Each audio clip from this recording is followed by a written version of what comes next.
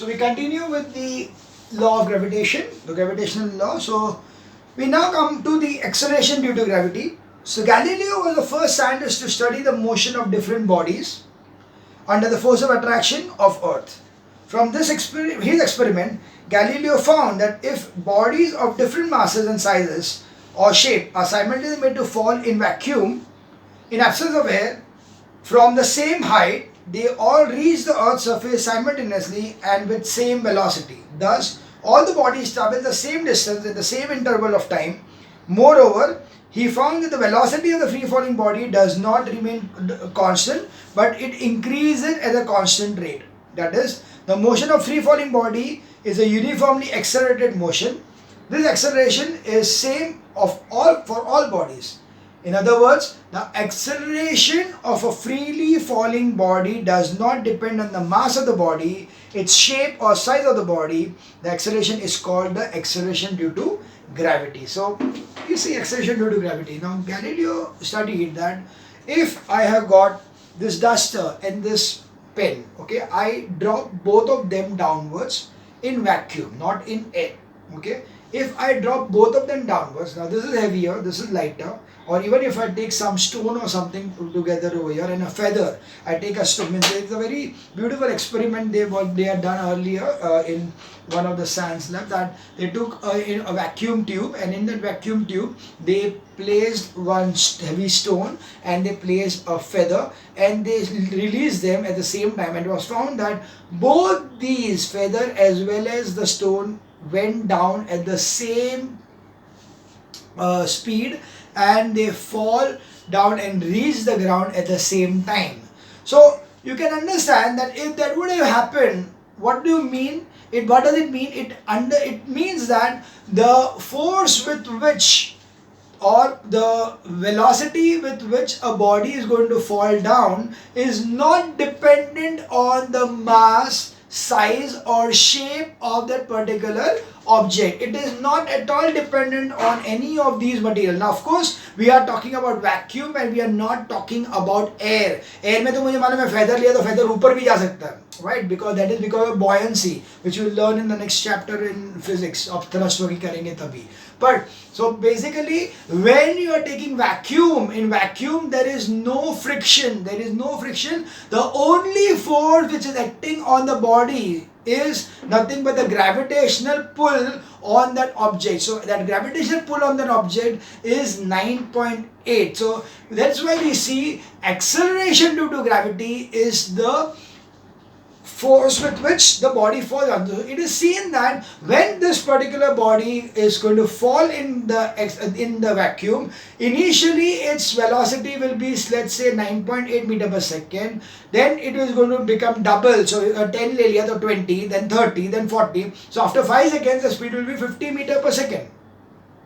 So what does it mean? It means that it is an accelerated motion. That means it's a uniform acceleration. That means the body is going to accelerate. That is, the body is going to increase its speed regularly at regular intervals in a regular manner. Hence, it is a uniformly accelerated motion. So when a body is freely falling, okay, when a body is freely falling, at that time the acceleration of a freely falling does not depend upon the mass, it does not depend upon the shape or size of the body, and it is uniformly accelerated motion. Thus, the rate at which the velocity of a free falling body increases is called as acceleration due to gravity. So the rate at which, okay, पहले मैंने बोला 10 था, 10 के बाद में 20 हुआ, फिर 30 हुआ, फिर 40 हुआ. So the rate at which, what is the rate at which it is falling? It is 10 meter per second. So that is what is the rate at which the speed is increasing. So the rate at which the velocity of a freely falling body increases is called acceleration due to gravity. In other words, it is acceleration produced in a freely falling body due to gravitational force of attraction on the Earth. So the gravitational force or attraction of the earth is pulling that particular thing nearer, pulling towards it, and when it is pulling it nearer, जैसे जैसे पास में आते जाएगा वैसे वैसे force increase होते जाएगा, and due to which the speed is keeping on increasing. So the velocity is keeping on increasing because of the gravitational force of attraction of the earth.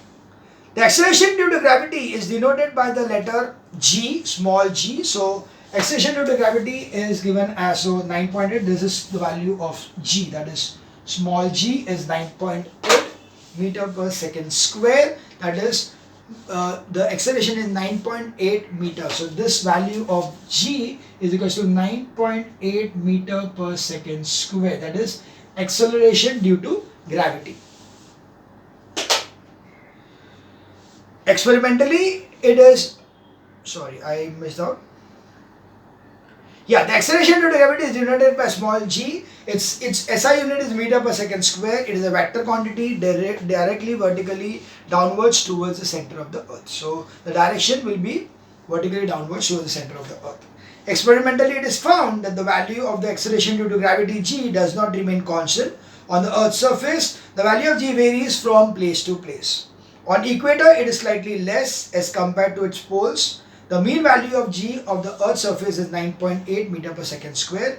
At altitudes above the earth's surface or at depth below the earth's surface, the value of g decreases. The value of g is 0 at the center of the earth. So it can be seen. So the most important part over here is that it is the earth's gravitational constant, the 9.8, is not actually constant on the complete surface of the earth. It varies. Now it is varying because of two reasons. One thing is that the earth is not completely spherical. It is flat from the center and flat from the top and bottom. So that's why at the equator the gravitational value is slightly less. So at the equator the altitude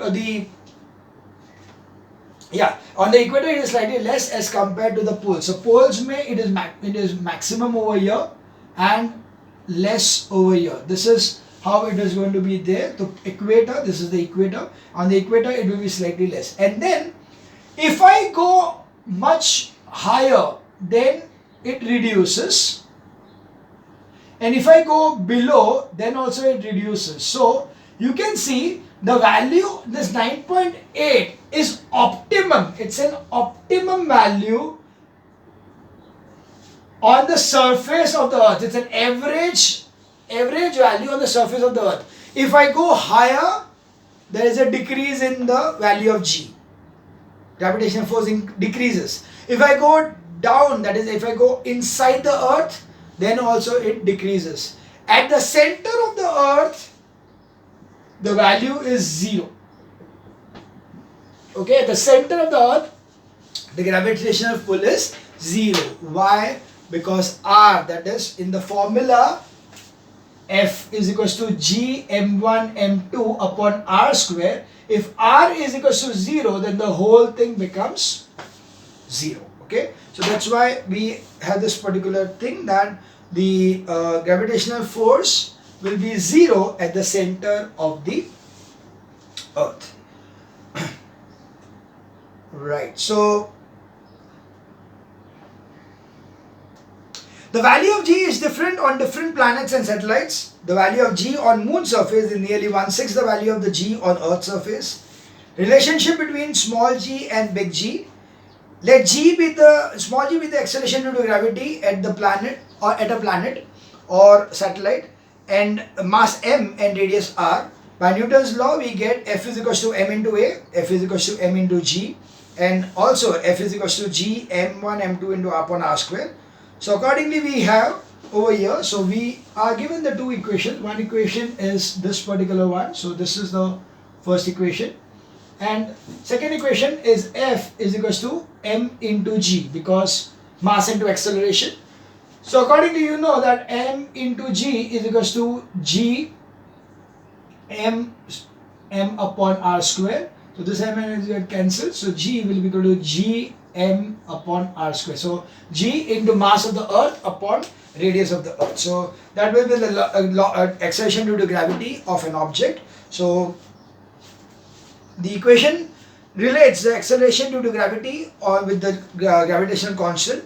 Obviously the value of g on the planet or satellite depends on the mass and the radius of the planet or the satellite. So yes, the acceleration, the force of attraction is going to depend on the mass of that particular satellite, mass of the moon or mass of the satellite or mass of the earth, and the radius of that particular planet over here.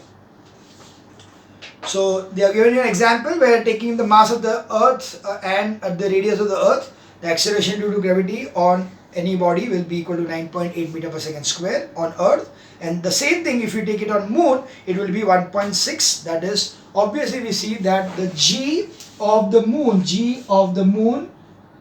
is equals to 1/6 the g of earth. So g of earth is 6 times greater than the g of the moon. Now we see something about the free falling bodies. So we have studied on one dimension, in one dimensional motion, the motion of the free falling body from a height of a motion, or the motion of the body thrown vertically upwards from the earth's surface is a one dimensional motion under gravity. The acceleration of a vertically falling body A is equals to plus g, and that according for a body going vertically upwards is minus g. So that is what we need to see over here.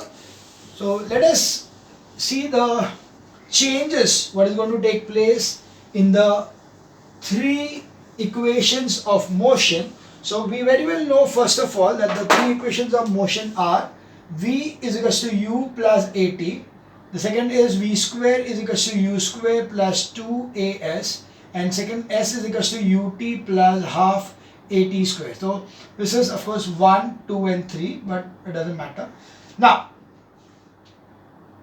if I see a body which is going to be such that it is freely falling, okay, so it is a body which is freely falling, so what do you see over here? U will be 0, so the U becomes 0. What is pulling it? What is the acceleration due to gravity? So here freely falling, then G will be equal to, A will be equal to G. So accordingly what will happen is, we get the first equation as, and U is equal to 0. So we get the first equation as V is equal to GT. Second equation, this one as S के बदले H ले लेंगे, S is equal to U is 0, so half GT square. And third one is V square is equal to, U square तो 0 हो गया, 2GH. That's for a freely falling body. Got it? Now, if the initial velocity of the fall of the body is there, like suppose it is like when I am throwing it downwards, so there is an initial push also. In that case, what will happen? So, not freely falling, but pushed down. Okay, made to fall down. So, U is not 0. So, what will happen? V will be equal to U plus GT. H is equal to ut plus half gt square, and v square is equal to u square plus 2gh. This will be the equations over here. No need to learn this thing, it is quite understood, it is quite logical. So even if the sums are being asked, you can always apply this particular thing, that acceleration due to gravity is g.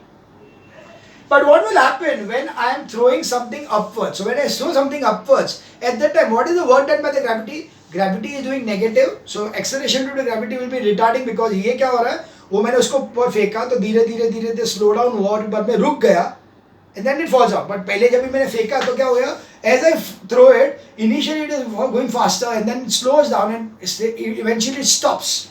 So when it is stopping, that means what is going to happen is when you are throwing the ball upwards, so thrown upwards, at that condition my A will be equal to minus G. Okay, in such a condition my A will be minus G, and of course S is going to be H. So in this case, you will get the first equation, V is equals to, now over here we are going to throw it upwards, so definitely there will be a good amount of initial velocity also, but it will be half, Vu is equals to V minus Gt. Second one will be S is equals to Ut minus half Gt square, and V square is equals to U square minus 2Gh. So this will be the equation of the motion when they are going to be thrown vertically upwards. Accordingly, if I want to find out that what is the maximum height this can be going for a body, then I can easily find out by this particular thing. So when I am throwing it vertically upwards, my V becomes 0. So in this condition, if my V becomes 0, what will happen? 0 is equals to U square minus 2Gh, H maximum, that is the maximum height you can reach. So accordingly, U square is equals to 2Gh. So or we can say H max is equal to U square upon 2G. So this is the value of the height which a body can achieve when I am thrown vertically upward with a particular force. So when I am throwing it vertically upwards, if I want to know that what height it can reach when I am thrown it vertically upwards, and then in such a condition, I will need to I can use this particular formula, that H max is equals to U square upon 2G as the answer. Okay, so yeah, U square upon 2G will be H max, and the time taken for the body to rise to the highest point will be T is equals to U upon G. That also you can find out from this particular, U is equals to V, ये 0 हो गया, तो U is equal to U upon G.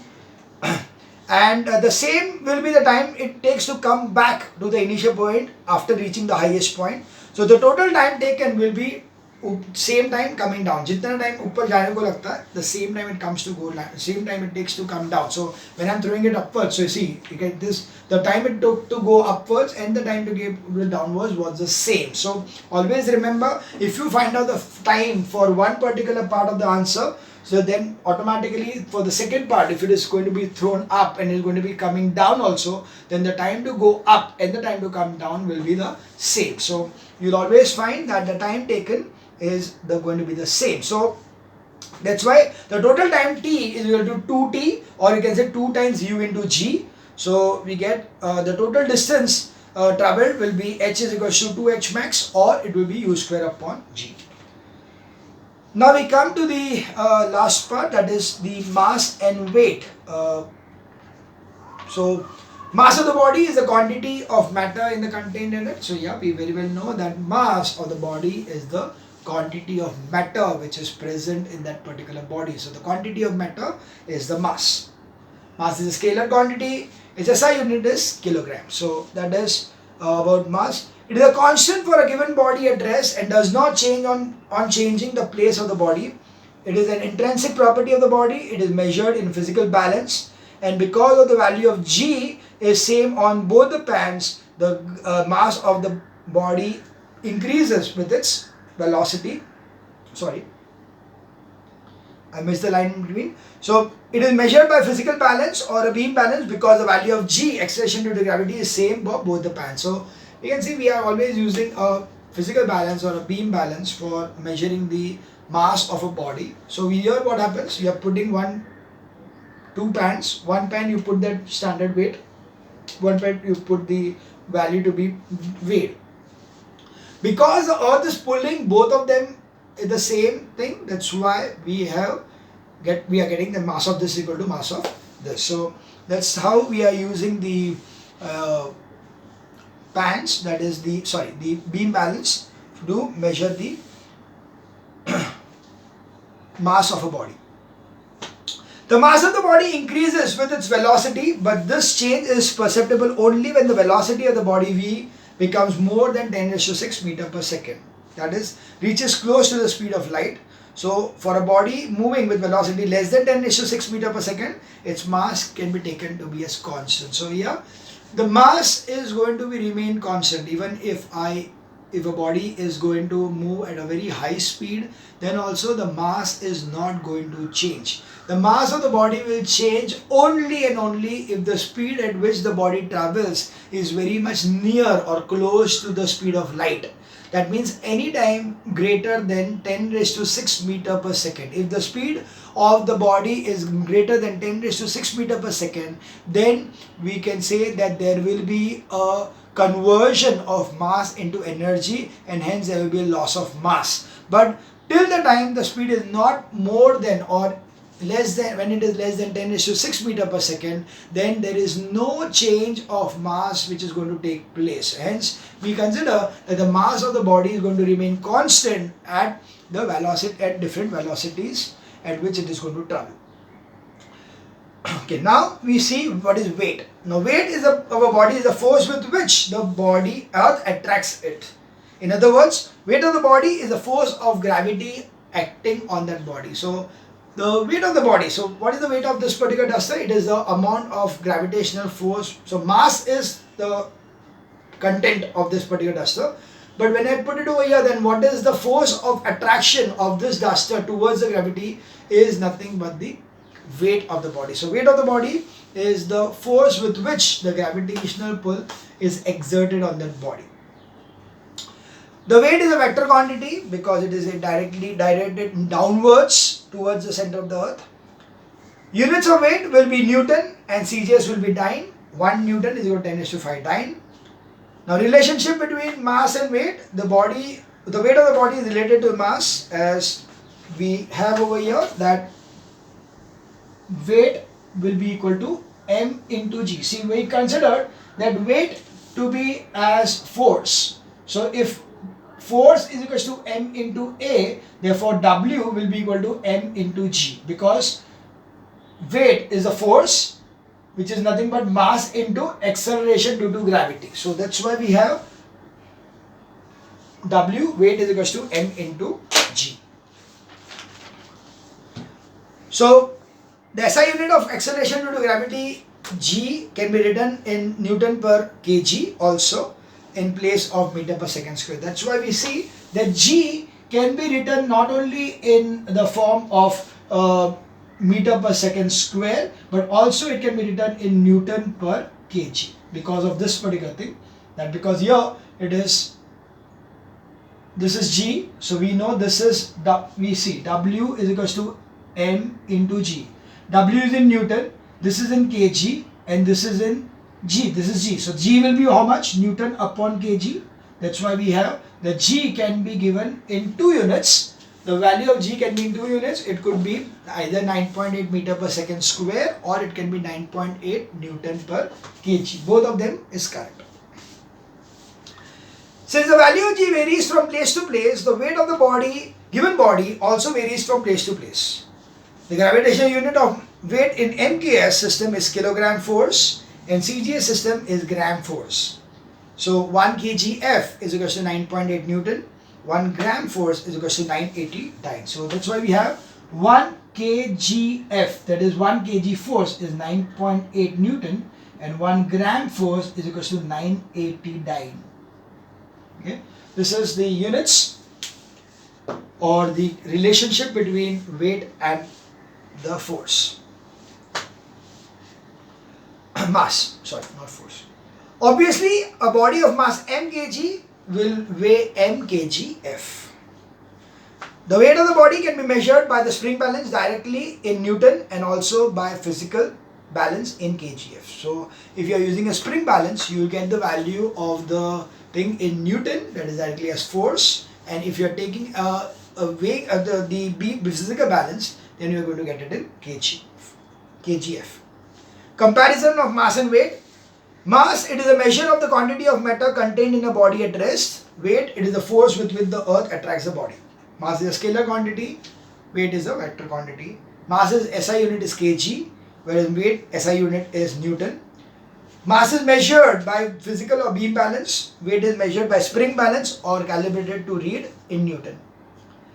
Mass, it is constant for a body and does not change from place to with change in the place, whereas it is not constant from a body but varies from place to place due to the change in the value of small g. So accordingly, gravitational unit of force is in MKS system. The gravitational unit of force is kgf. 1 kgf is the force due to gravity on a mass of 1 kg. So if we don't consider 9.8 and we just consider Newton, if you're not considering the force to be in Newton but if in kgf, then whatever is the mass in kg will be the force or in kgf. So that's why if a body is, suppose I say this is having 100 grams, then the force, that is the weight, will be 100 gf. Okay, so that's why we say 1 kilogram force is the force due to gravity on a mass of 1 kg. So 1 kgf is equals to force due to gravity on 1 kg or mass 1 kg and acceleration due to gravity g or g Newton. Since the average value is 9.8, therefore 1 kgf is equals to 9.8 Newton. Similarly, in CGS system, 1 gram force will be force of attraction on 1 gram of material. That's why G dyne, so that is 9.8 centimeter per second square, or we can say that 1 gram force is equal to 980 dyne. Further, 1 kgf is equal to 1000 gf.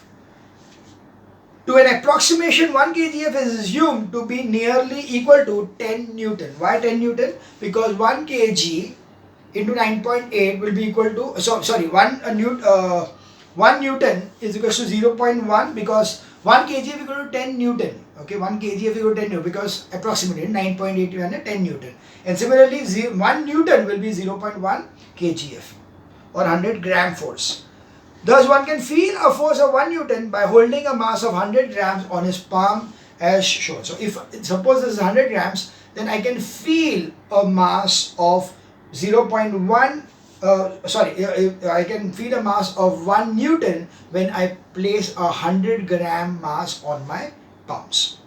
Obviously, if we say that 1 kg is 9.8, we mean that we have exerted a force of 9.8 Newton to hold a mass of 1 kg on our palm. So yes, to hold this thing in our palm, we are exerting a force of 9.8 on this duster so that the duster doesn't fall down. Okay, so that is the amount, the force of gravity which is acting downwards will be equal to the force exerted by the body, by us on the body, and that is nothing but the reaction force, what we learned about the types of forces. So that was about the explanation of the chapter. Now we will go for the numericals, which are 20 numericals in this particular chapter. So we'll go with the numericals one by one in our next video.